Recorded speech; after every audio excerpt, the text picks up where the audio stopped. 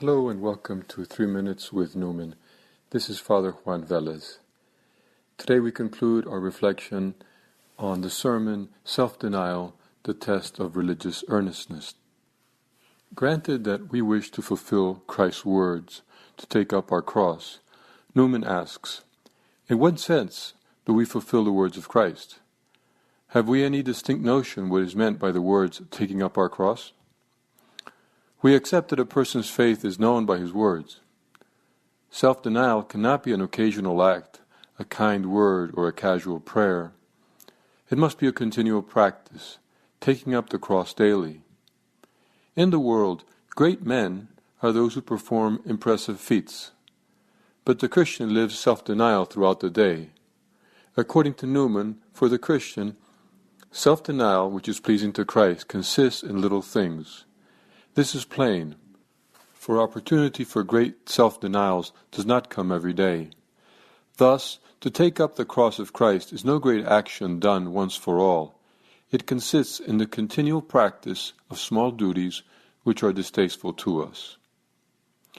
Newman also points out that self-denial consists in overcoming one's defects, and that everyone should determine where his weak points lie. He says, his trial is not in those things which are easy to him, but in that one thing, in those several things, whatever they are, in which to do his duty is against his nature. Never think yourself safe because you do your duty in 99 points. It is in the 100th, which is to be the ground of your self-denial, which must evidence, or rather instance, and realize your faith. Saint Josemaria Escrivá also opportunely cautions, don't say, that's the way I'm made, it's my character. It's your lack of character. Be a man.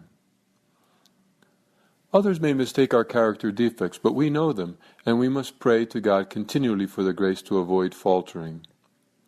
Newman continues, oh, that you may have the wisdom to care little for the world's religion, or the praise you get from the world, and your agreement with what clever men, or powerful men, or many men make the standard of religion, compared with a secret consciousness that you are obeying God in little things as well as great, in the 100th duty as well as in the 99. Let us consider thus where we are lacking in the full measure of obedience to God. Often they are the small defects influencing our whole being and judgment.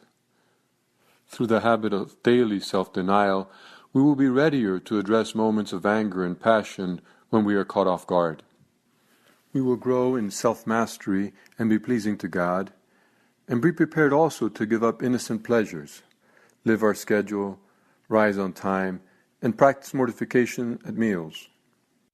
The first letter to St. Timothy exhorts you and me, but thou, O servant of God, flee these things, and follow after righteousness, godliness, faith, love, patience, meekness.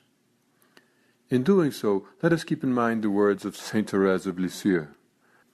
The smallest actions done for his love are those which charm his heart.